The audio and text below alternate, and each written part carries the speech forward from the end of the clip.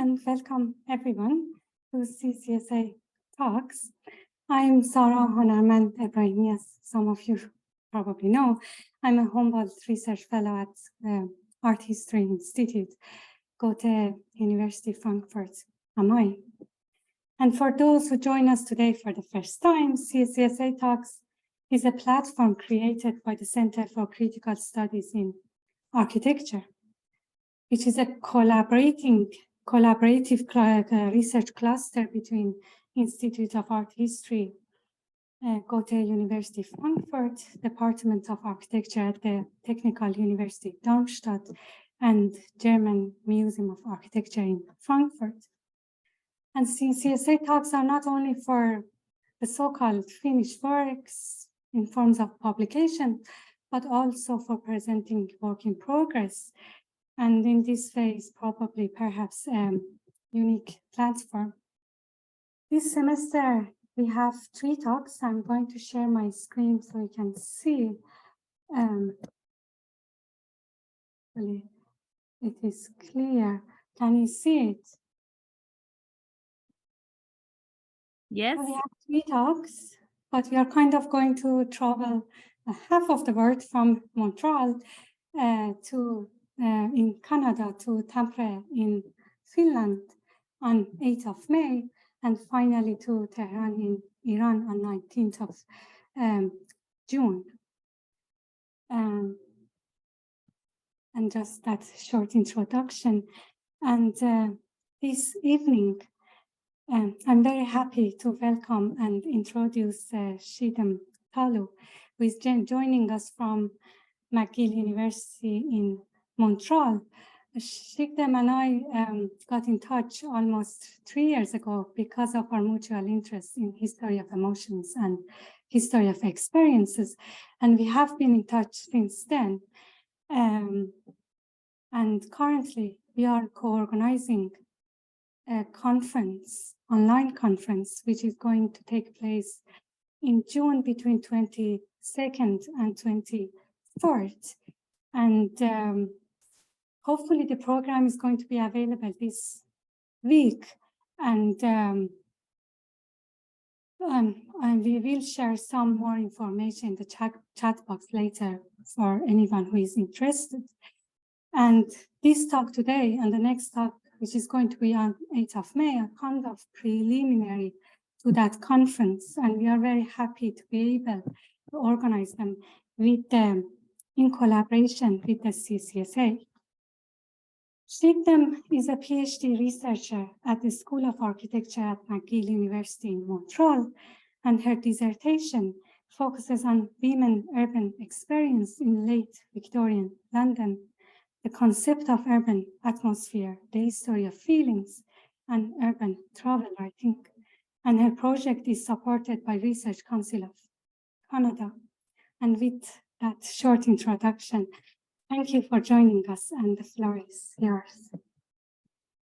Right, thank you. Let me share my screen. Okay, so hi everyone, and thanks so much for being here. So today I will talk about some work in progress. So any feedback and suggestions would be much appreciated. And I'll focus on a very peculiar collection of essays that was written on late 19th century London by the writer, poet, and suffragette Alice Meynell. It's something that I already worked on for an article, but I'm sort of in the slow and painstaking process of reworking it into like a much larger, much more dissected dissertation chapter. So my dissertation, broadly, as Sara was saying, deals with the concept of urban atmospheres in late 19th century London as felt, observed, and expressed by women writers and journalists. And I focus on these women writers' urban and architectural experience through close readings of textual material, which in my case is basically a corpus that shows their presence in the city, like women's periodicals, urban travel writing, fictional accounts like novels, some poetry, and some unpublished material like personal papers and letters. And I tried to read all this atmospherically. So what is an atmosphere? Obviously, we all have an idea of what an atmosphere is, and its figurative meaning that invokes stuff like ambiance and mood and aura and milieu dates back to the early 19th century. But there is also a very sort of fruitful field called atmosphere studies in philosophy. And there, atmospheres are defined as spatialized emotions by philosophers like Gernot, Böhme, who comes from the tradition of new aesthetics and neo-phenomenology, and Tonino Griffero, who's a philosopher who has like 4 books specifically on the ontological like investigation of atmospheres. And in these philosophers' work, atmospheres are usually explained as a medium. So a type of affect that basically mediates the relationship between the observer and what's being observed. So as a set of mediated affective relationships, atmospheres are immersive, they're multisensorial, and they're also intersubjective. So of course, I'm approaching this from architectural history. So I was interested in what this could become or deviate from when we bring in history for something that's defined as spatialized emotions. And I suggest that by bringing the history of emotions as a field and its methodologies into the study of atmospheres, we can sort of complicate this axiom of atmospheres as spatialized emotions, moving from what's principally basically a conceptual realm towards an actual history of atmospheres, and in my case, a history of urban atmospheres. And the way this might sort of approach to or differ from existing urban and architectural histories of late 19th century London, and also specifically women. So the history of emotions deals with emotional experience and expression by questioning how emotions are both active agents in historical changes and are also influenced by them at their turn. As historian of emotion Rob Bodice puts it, for example, the history of emotions places emotions at the very center of historiographical practice, which fundamentally alters and enhances our understanding of subjects like identity, race, gender, and space.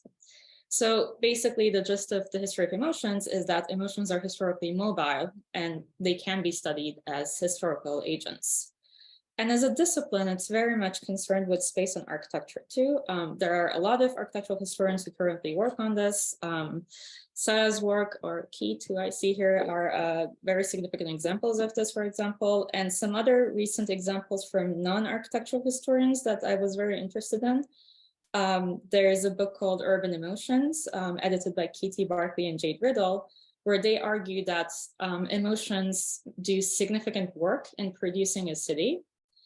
And my project sort of builds on these 2 fields, so atmosphere studies and history of emotions, by introducing architectural and spatial analysis through a specifically feminist framework. So through the architectural analysis of texts, I argue that language and like written language can be a productive medium to study yet another medium, which is urban atmospheres in my case. But what I'm more so interested in actually, rather than what an atmosphere might be like spatialized emotions, it's what's in an atmosphere and how the experience and expression of that changes over time. So by training the lens of the history of emotions on architecture and the city, my contention is that atmospheres are a legitimate source of historical knowledge, and they can be contextualized in a feminist framework with the analysis of spatial evidence in textual material. So some questions I ask generally in my dissertation are, for example, how were specific emotions or moods attached to certain areas of late Victorian London? Or how can a collective effective investment from texts about urban life can be identified, if at all, actually? And what role did a group of women urban actors play in engaging and even actually shaping that emotional investment in space? So I try to investigate the lived and felt reality and urban experience of these biocultural actors, these women writers and journalists, in their situated historical context by analyzing urban atmospheres as basically non-human agents. And I know that giving agency to non-human things is kind of, I guess, might be a little controversial in architectural history, but maybe not. And I argue that basically women's writing in late 19th century London represents a particular deviation from other texts invoking atmospheric conceptions at the time or earlier, just generally in the 19th century. And I say that the texts that I study subvert the direction of atmospheres. So which would be the direction from the shared affect between from the observer, which is the writer, to the observed, which is the city. So from a projection of a writer's feeling onto space, I say that it's subverted into a more perceptive process where the city's actual emotional undercurrents are collected and collectivized in these writings. So the sources I look at generally represent emancipatory cases that illustrate women's spatial agency. And I try to read women's urban experience through a structural analysis of texts. For example, mapping some patterns of atmospheric or spatial descriptions, as well as outward portrayals of architectural experience. And what I find in this corpus, I say, is the textual performativity of gender and atmospheres in the built environment. So the relation of self to setting, which is then instrumentalized with an immersive spatial vocabulary. And I say that this sort of gives way to an environmental imagination and ecological kinship with the city, which would be at odds with sort of, say, like Henry James or Charles Dickens's way of relating to the city, which is usually very possessive. And I hope to conclude in the dissertation that this is a form of urban experience distinctively characteristic of this historical urban context with these specific urban actors. So these texts are very much about how women writers and journalists in this period describe their emotional affects in the encounter with architectural and urban spaces. And this might open up sort of larger questions, such as to what degree urban atmospheres are collective, or how a new urban panorama emerged through textual, fictional, and architectural accounts, and whether this presents a shared experience for the larger urban population at all. And the scene is obviously late Victorian London, and it's a watershed moment really when new technologies and streetscapes and different types of built environments and new types of urban dwellers synthesize into a very sort of significant awareness of the special quality of metropolitan life when we think about late 19th century. You know, in London, you have the Underground Railway, you have the development of Joseph Bazalgette's sewer project and the embankment projects that topped them. And in this slide, we see the Victorian embankment and the Houses of Parliament illuminated at night. And just generally, a certain place, a building, or another type of built environment are obviously part of a subject's or a community or society's emotional interaction with the world. And this opens up a two-way interaction. So where the built environment and those who experience it continuously affect each other, influenced in their turn by the social, political, and the cultural context and the actual power relations at hand, which we can slightly see in this picture. So we have a painting here with the same view as the previous slide. This is Reflections Under the Thames by Atkinson Grimshaw from 1880.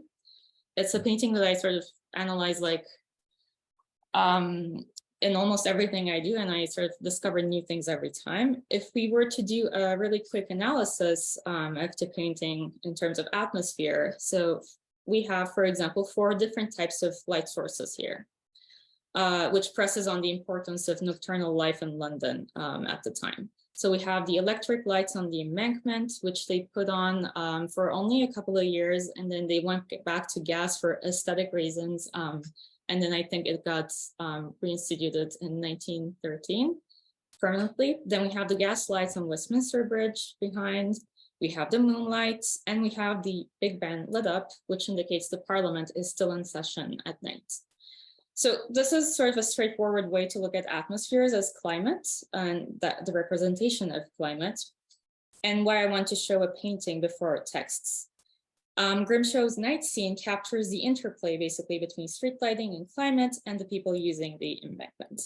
And if we look at the tonal hues, the moonlight and the newly installed electric lights have actually the same value in tone, which suggests basically a fusion or like equal importance of the new industrial city at nighttime with the natural night in the collective experience. And then we have the people inhabiting the embankment. So we have a diverse social strata. And besides one, all of the figures that are sort of recognizable are all women. And we have a dog too. So in the background, we have a working class woman, a flower girl, still at work at such a late hour. If we look at Big Ben, it's almost 11 at night. And just behind her, we have the sort of last identifiable figure, which is a policeman who's overseeing public order. And it's no coincidence that the policeman is placed closest to the sprawling flower girl in this painting, perhaps sort of making sure with his hand gestures that she does not violate the quorum on this new urban promenade. Then there's a second woman in front of them, probably middle class, who walks around with her umbrella, perhaps coming home from work. And in the foreground, we have a lonely upper or middle class woman who leans over the river parapet to look quietly at Westminster Bridge and the rest of the city contemplating. And it's from this date, 1880, which is this painting, and from this very figure that my dissertation research sort of begins. I'm interested in the urban experience and the introspection of this woman. And now, as a quick case study, I will talk about this sort of unusual essay collection that I mentioned at the beginning.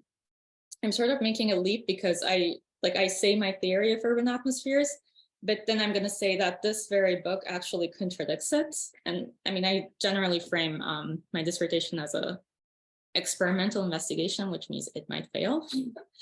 So I'm interested how this essay collection, London Impressions by Ellis Maynell, announces itself as the mere recollection of impressions when it continuously subverts and contradicts what an impression can mean. So Ellis Maynell was a very prolific poet, journalist, and suffragette. She was sort of at the center of literary life and literary society at her time, from the 1870s and on. Like everybody went to her house for literary soirees, so she was kind of an important figure. She knew everybody, so she yielded significant power in editorial and like writerly circles, let's say. And much of her poetry, she was mainly a poet, had an academic renaissance since the 80s, since the sort of feminist literary studies. And this essay collection is not studied a lot. It's, I think, like specifically studied only by 3 or 4 people, or like 3 or 4 articles, or parts of books. And it's 10 short essays by Maynell and 25 illustrations, mainly photographers and some etchings by the illustrator William Henry Hyde.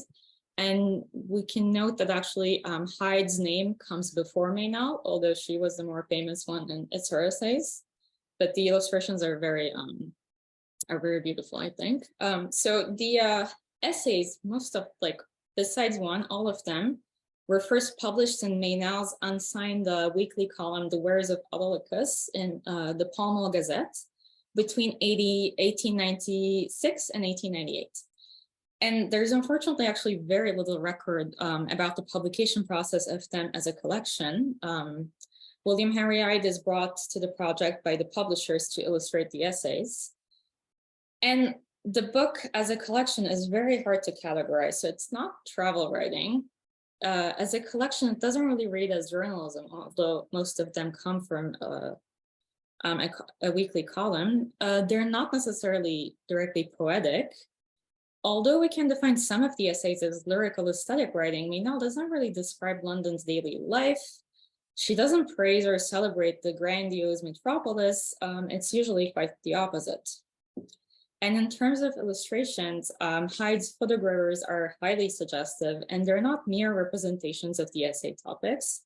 He doesn't really illustrate what Maynell is writing about, very, very rarely, but rather kind of draws the mood Maynell's descriptions outline. So in these gravures, as we see, the city is sort of this like apocalyptic arena of contrasting light and darkness. We can't exactly tell what time of day it is.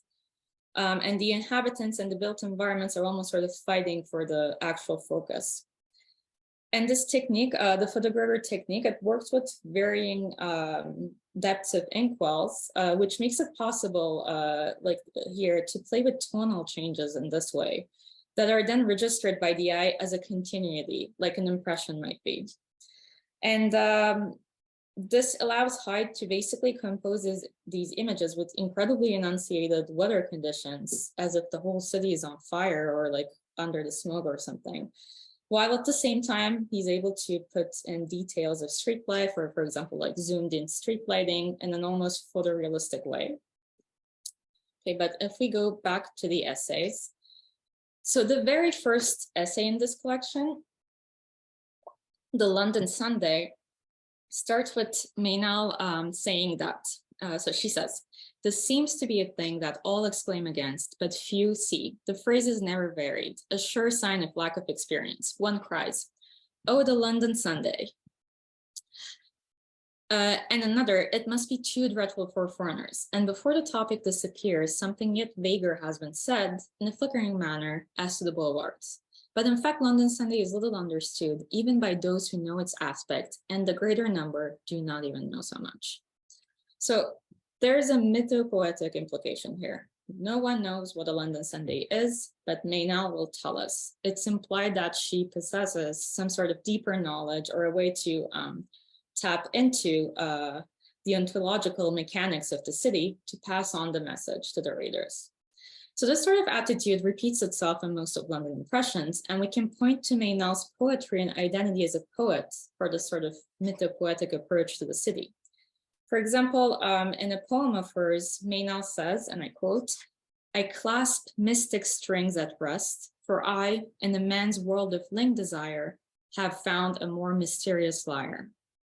So literary scholar Caitlin Anderson notes about this poem that Meynell has discovered and clutches an exclusive sensibility through which she translates the world's unspoken messages into lyrics for the deaf non-poets. She owns a secret reservoir of knowledge that others cannot access. So this is very much present in London Impressions as well. In my general argument about the whole essay collection is that here Meynell radically desubjectivizes urban atmospheres, making it the bearer of some sort of mythological sources that carry ethical messages. So I think this point about desubjectification is important for urban atmospheres because it goes against what atmospheres are usually defined as, an initially subjective or intersubjective phenomenon. And it even actually goes against texts by women that I'm studying in the dissertation, and Meynell is my last chapter in the dissertation. So I try to show with her essays how atmospheric writing at the time by women enters a sort of paradigm shift right at the end of the century. And to this mythopoetics argument, Ruskin's theories and Meynell's religion, she converted to Catholicism quite young, are kind of important in my argument. In terms of Ruskin, obviously, the storm cloud of the 19th century and the points he makes between a sort of prophetic imagination, which really goes with the tone of these essays, and pathetic fallacy, which relates to desubjectivizing, because emotions and atmospheres are no longer the mere projections or reflections of an author's psyche into inanimate objects, like in pathetic fallacy, but the so-called inanimate object, the city, is the one who gives the messages in this text. So according to Meynell, one might form an impression of something, which she keeps using this word, like she uses atmosphere, I think only one time in this text, but it's the something that's really impressed on the subject which gives the message. So that's the more important part for her. And in London Impressions, basically atmospheres become almost mythologized. And I think it's kind of easy to see this in the illustrations as well. Where mere impressions, as Meynell puts them, are basically transformed into constitutive like tenets. So the city is presented really as if it has a will of its own. And atmospheres emerge as something visual at first from the depths of the city, so as a visual experience, as it were. And then they become metaphorical only once textualized, which is the opposite modus operandi, let's say, of other types of atmospheric renderings, like the one we saw in the painting. And this, I want to argue, is at odds with both the general conception of atmospheres at the time and today's sort of philosophically accepted definition of atmospheres as spatialized emotions. Another kind of straightforward example of this is when Meynell talks about the embankment that we just saw the other side of it. For example, she says, Let us say that at once that there may be two intelligible opinions as to the embankment of Westminster and Charing Cross. There's something due to the worldly dignity of a great city. The distinction of London was once that it was not a great city, but a great village. For a space then, the village London is done away. This left bank at least is for a space grande ville. We cannot altogether grudge its embankment. So she basically says what might have been exactly in the mind of our sort of contemplative woman from the painting before. She says that along the embankment, London ceases to be a village town. The embankment makes the city. And she's very, very concerned with the effect of people on the city. This is constantly enunciated in the text. For example, she defines the London sky as the sky of our manufacture. And there's even a book that sort of talks about atmospheres a lot that's called The Sky of Our Manufacture, quoting Maynard. And she says that only after we accept the smoke and the smoke as the sky of our manufacture can we start appreciating its beauties. So atmospheres are presented as collective in this text without the first person singular ever, not because one person's emotion can be spatialized or one emotion and space can be collectivized.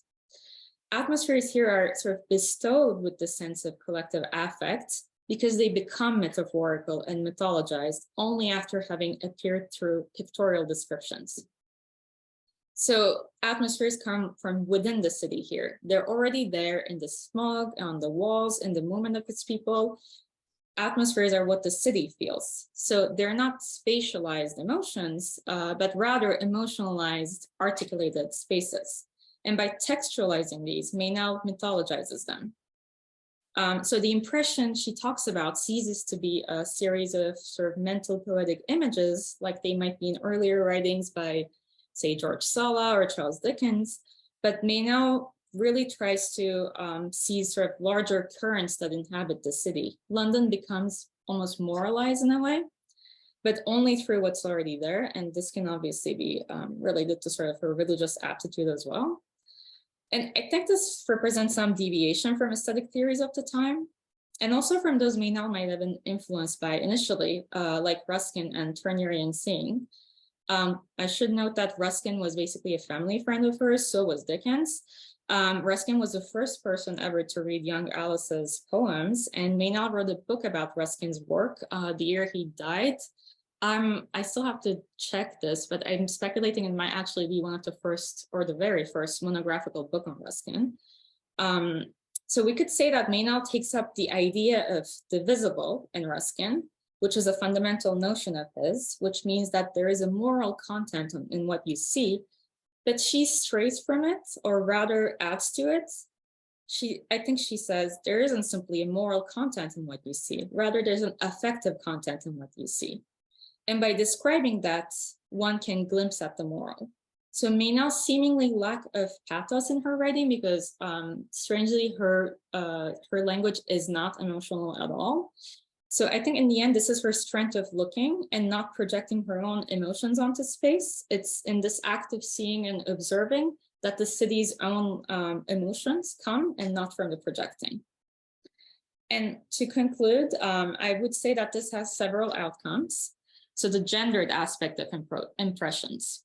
The fact that the city is presented as autonomous here can be read as a feminist urban experience, or even as a feminist literary strategy. So in Maynard, the city has its own ontology. And atmospheres, in their turn, have a very serious ontological force in the making of the city. So they have the power to change the status of things. For example, in one of the essays, there's this whole thing about the air and grass changing really slowly from the rural settings to London. So the difference or transformation of the air, for example, from countryside to London. And the city has basically this mythical dimension, which can be made clear only through the operative act of looking and describing. And this mythical dimension in these texts progresses and accelerates as it's tapped into in different ways, almost like a contagion.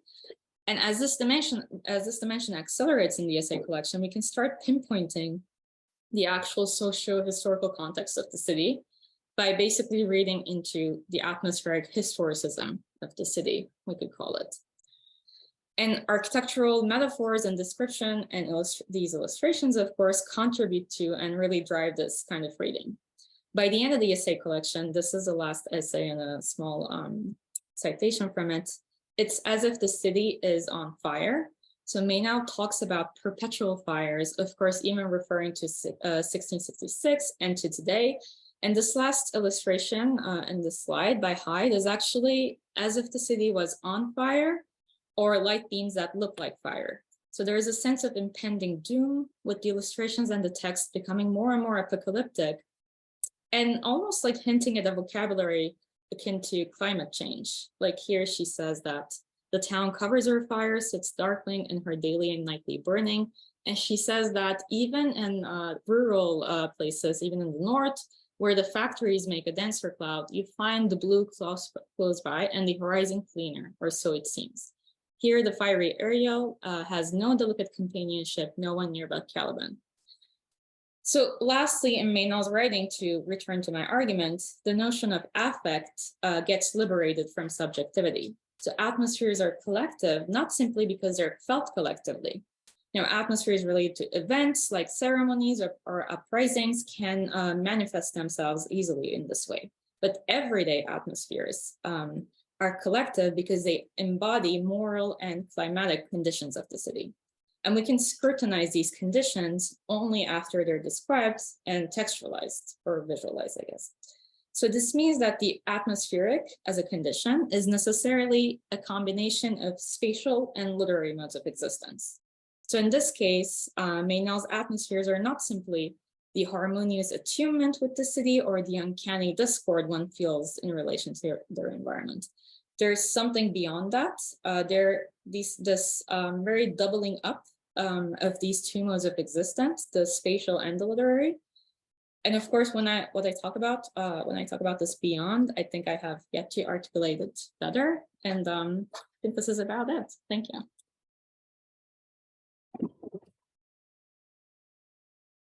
Thank you. That was really great. I have so many questions. Should I ask the first question, or do you want Frederica or Lisa to go first? So, okay.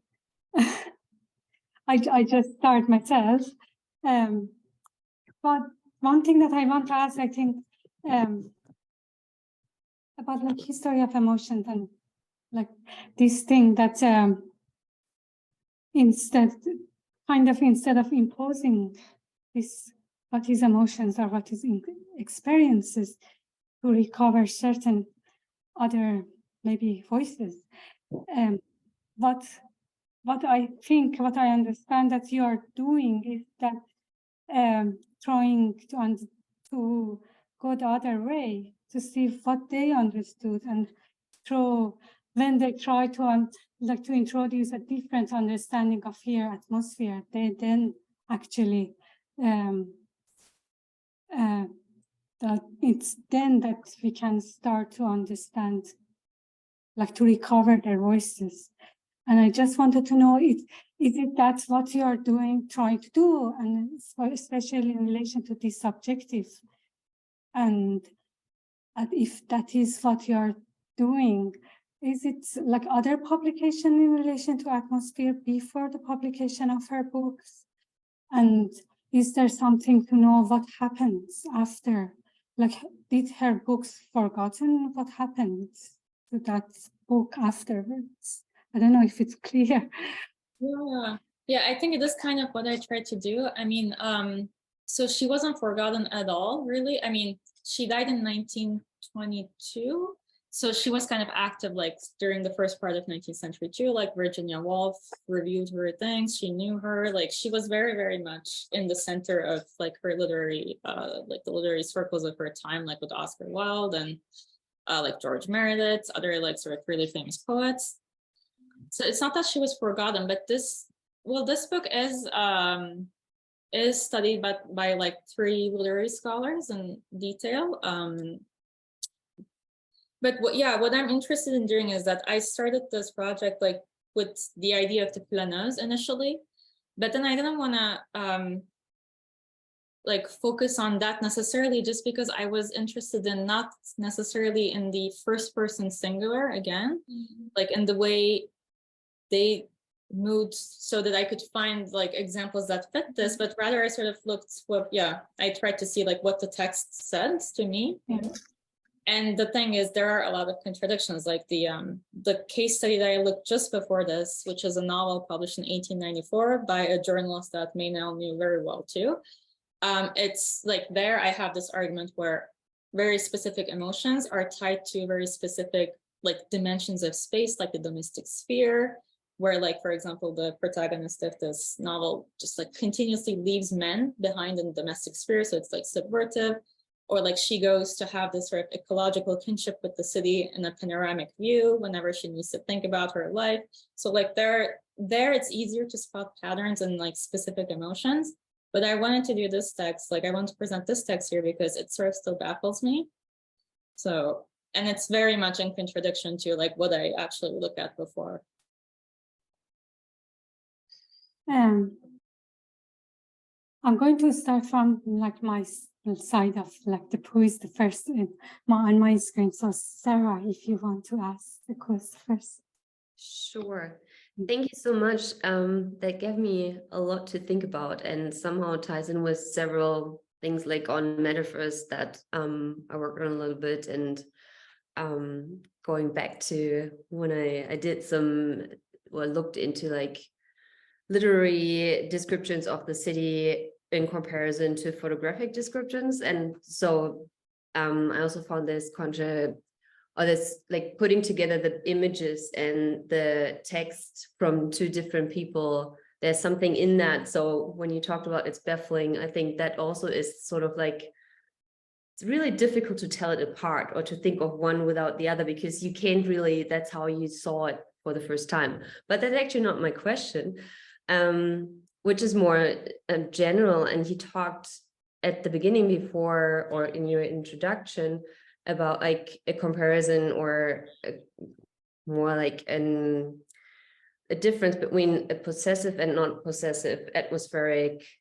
writing. And I thought that was really interesting, and how you kind of, if you could maybe tell us a little more about that, and if that you think that's also kind of a difference between a female and a male perspective, or if you can tie that, and how you can tie that to certain gender types of or writing styles.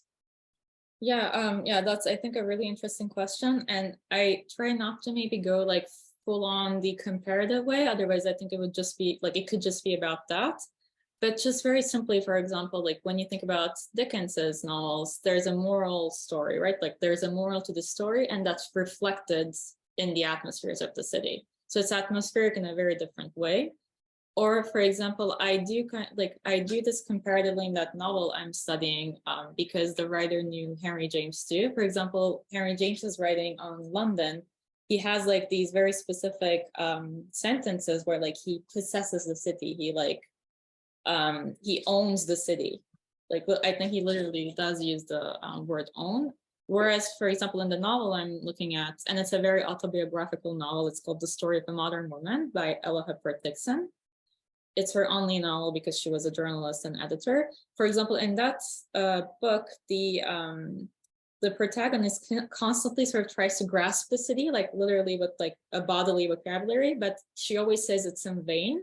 And then there is this really like actual kinship that she has with the environment, where like she's part of the city rather than the other way around.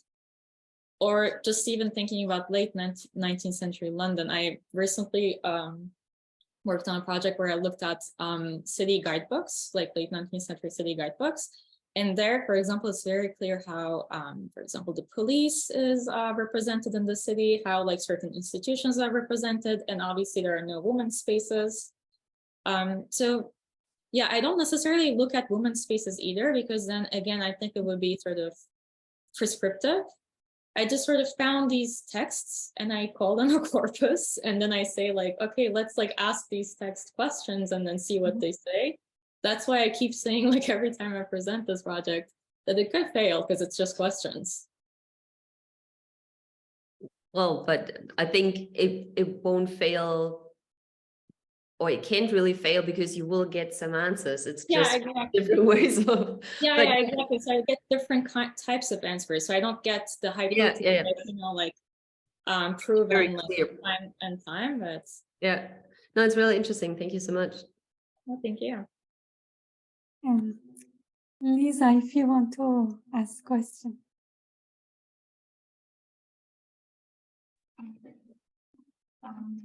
Yeah, thank you also very much from my side. This was super interesting. My question is an art historian's question, because I mean I missed the first 2 minutes or so of your presentation, so maybe you said it. But I was just wondering how you deal with the fact that, at least in this case study, you are working with artworks as a source, like literature texts or paintings. Maybe also as opposed to, as you said, you are also investigating guidebooks, for example. And I think dealing with artworks as historical sources in a way always raises the question of, like, are artworks like a representation of reality, or, I mean, rather, of course, they are constructions, I would say. And how do you deal with this, or does this matter at all for your analysis, or is that differentiation not important at all? Oh no, it's important. That's a great question, because it's one I think about, especially with this essay collection, because like she wrote these essays, and when you read them in the Pall Mall Gazette, like I found, you know, their original versions, it's really you can't, like, it doesn't have the same baffling effect as the actual collection itself. So I'm really, really interested in like Hyde's process of trying to represent these at all. But I think the thing about like looking at artwork as historical sources, I think that's a good way to tie in like the history of emotions in this, because in the end, it almost doesn't necessarily matter if a historical fact is represented accurately. Although, for example, in that painting, it is. Like in 1880, only for 2 years, the lights were electric, and there were Jablokov lamps in the embankment, and like Grimshaw has this very, very specific way of painting them. But it's also, yeah, like the emotions that are trying to be conveyed, I guess. So in that, I think it's very significant that there's a policeman there, because the police force was sort of kind of recently like centralized and all over London, and that there's like all these women inhabiting space, which was kind of a new thing for like nightlife in London, in a public space, like loitering like this. And yeah, so for London Impressions, the essay collection, I went to her archives because they were like in Boston University, which is kind of close to where I'm in Montreal. I could not find any like of her notes on this, or like any kind of publication like process on this. I know that she knew Hyde just because he illustrated, I think it was Patmore, the poet's, like he illustrated a poetry book that she was very, very close to this poet. But it seems like it's the actual publishing house that brought him on. And like these essays already existed, so you have to give it also to Hyde the sort of like, I guess, contemplative or like force that he has with like reading these essays and illustrating them. And I think it is very significant that his name comes first. And this is like a coffee table book. Like it was super expensive for the time. Like it's very big, and like coffee table books didn't really exist in 1898. Or maybe it did, but so it's very significant that they gave like the visual effects of this book very, very much like importance. Whereas the essays were themselves like very mildly edited. She only, I think, like removed sort of, she says like vulgar language, like she removed like stupid into like sentences somewhere, and that's it. She didn't really edit them at all.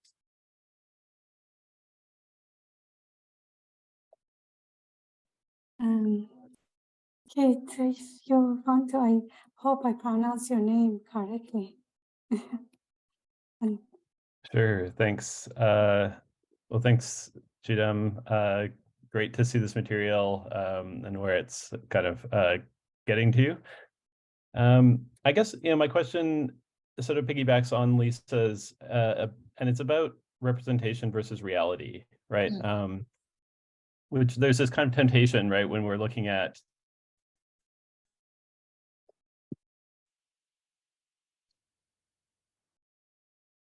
Oh no, I think you froze.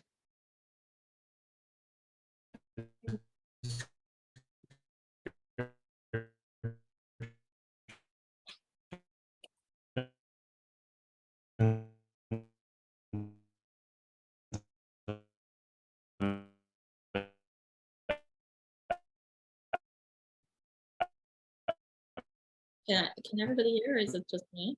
No, we can't. Maybe we can come back to it. Can I ask a question? Oh, he's gone. I'll come back. Okay, yes. I just want to, if nobody else wants to ask a question, I want to ask a question, if that's okay. I just want to see, how do you see like approaching this as a history of atmosphere, then how it's going to change how we study atmosphere right now, and how we approach studying it in the field, like how it's going to change it? I think, yeah, I think I mean, I don't necessarily frame it as like the most innovative project ever, but the thing is, I don't necessarily think that there is something as history of atmospheres. I think there are a lot of like great architectural history and urban history books that actually kind of does this. But if we do frame it as a history of atmospheres, then we sort of recognize that atmospheres, like emotions, are historically mobile, and they are agents like in sort of like giving change to things. And in my case, it almost becomes like a micro history of atmospheres in a way, because I do focus on like the last 20 years of the 19th century. So it kind of goes from like in the periodicals in the initial like 1880s, you can see that these women are like engaging with these spaces maybe for the first time. So they're constantly writing about like, I don't know, the British Library reading room and the embankment and all these spaces. And then it goes into where they have a sort of like emotional relationship with the city. And then it goes into Meynellsting, which like really does not have an emotional vocabulary in and of itself, but then it becomes like collectivized in a sort of moral, weirdly ethical way. I don't know if that makes sense. No, I think it does make sense. I don't know if it concerns the correct word, but it's that how kind of atmosphere is becoming a very popular term, that's using like even using it as a way to like this, I don't know, analyzing different people's different experiences. But actually, if we are to impose it in that way, instead of recovering, we are actually obscuring certain voices. And I wonder if you, like, I wanted to know if you think, like, what's your thought on that?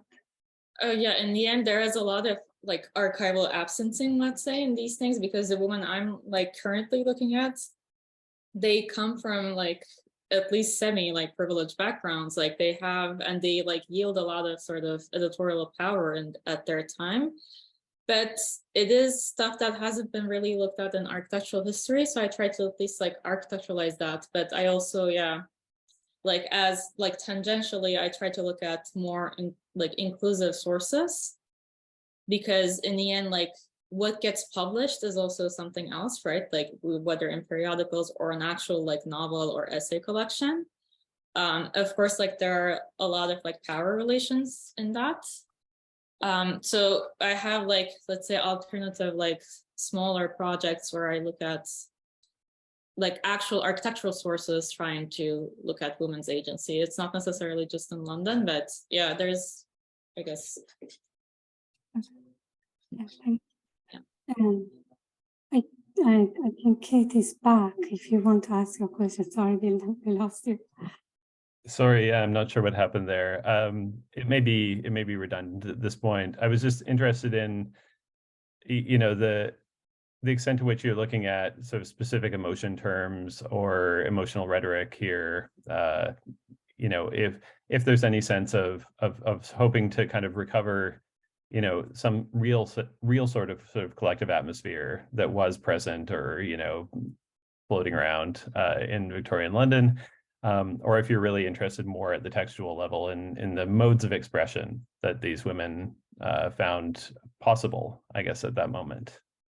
Yeah, I think it starts like with the first thing you mentioned, like this actual collectivity in the expression of it. And I think it's easier to spot that in like a range of periodicals from the same years, because it's like more pointed voices about specific places.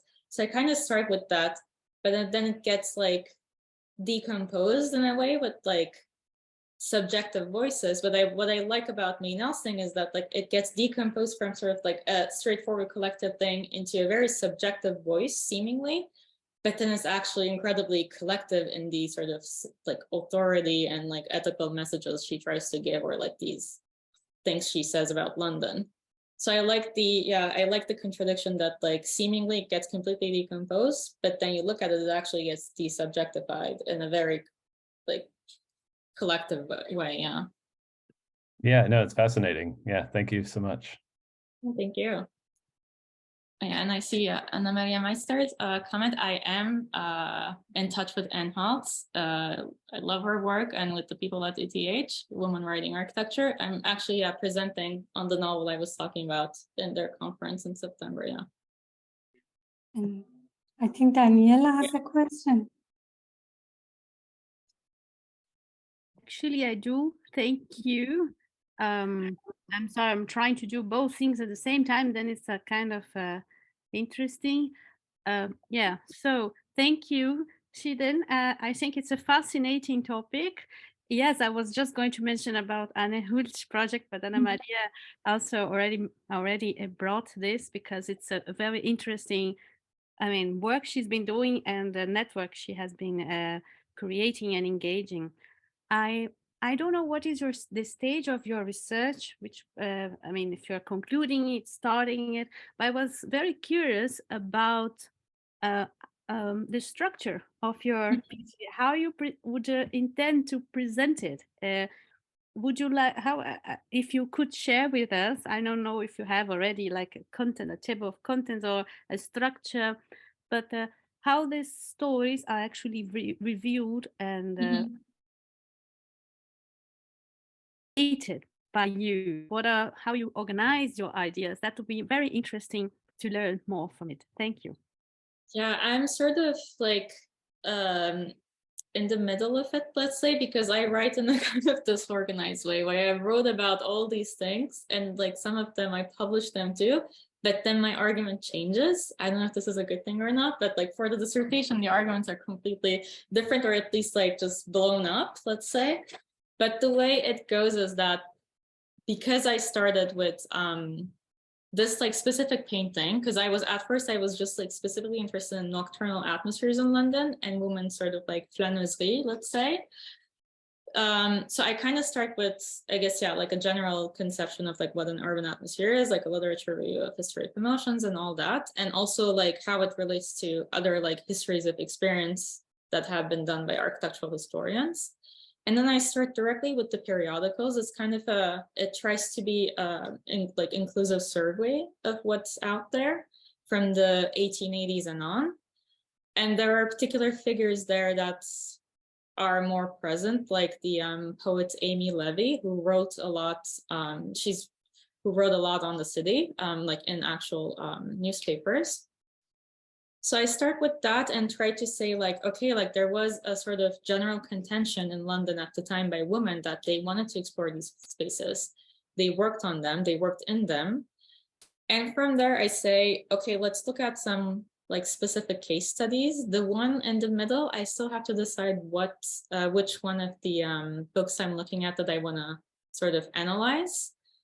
It'll probably be something between like a nonfiction and guidebook by a woman. But then I kind of started working backwards, actually. So working first on the case studies so that I could see like what they actually say. So I could sort of, you know, like I started working like basically like from the beginning and the end and then going to the middle. So my two like main case studies are this novel, The Story of a Modern Woman, and this essay collection, London Impressions. The novel itself is very interesting because it's sort of a seemingly classic like new woman novel, you know, how women like work to support themselves and sort of like their emancipation. But it's the most like architectural new woman novel I've read.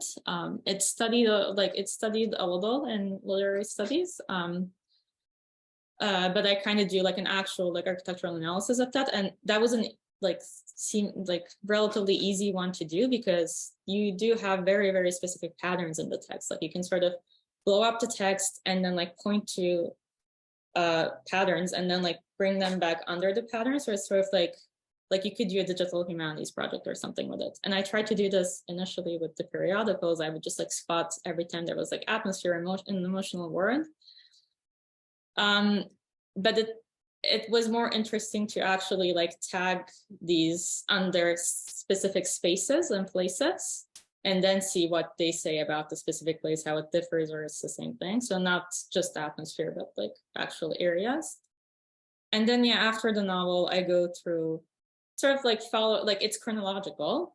I follow, let's say, like the line of this like atmospheric writing and reading, and it ends with May Now, where hopefully I say something like, you know, like May Now, she really sort of foresaw the kind of vocabulary that people are talking about, basically like climate change, not in the way like we understand it today, but the way it was understood like in like early 20th century. She's sort of this like proto-Wolfian figure, basically, that predates like all these 20th century like modernist woman writers. And yeah, for now it's like that. It could change. Thank you for honestly sharing with us. I mean, it's just to better understand. It was just to better understand how you're navigating through it and organizing your ideas. Very nice. Looking forward to read your book. Do we have any other questions? But if you don't have, if nobody wants to ask any more questions, I think I'm just going to thank Cigdem again for joining us. And I also there is a question. There is a question. There is a question. Okay. Oh, the book by Julia Weber in German. I unfortunately do not read German at all, but I will look it up. Thank you. Okay. No, but thank you. This was super helpful for me too. It was great sharing something like that's still in progress. It gave me a lot to think about too. And there is another, okay, this is in German. And I just want to say that the next talk is going to be on 8th of May, when we'll have Ortis, who is going to join us from Tampere University in Finland, and he's going to talk about biocultural city, and we look forward to that. And I also shared in the chat box that the conference is supported by the North American chapters on or in history of emotion, and the program is going to be available on their website hopefully this week. So that's it, and thank you again for joining us, everyone. And it was thank you, Cigdem, for sharing your research. Have a good evening or good, I don't know, morning wherever you are, or good afternoon. Thank you. Bye.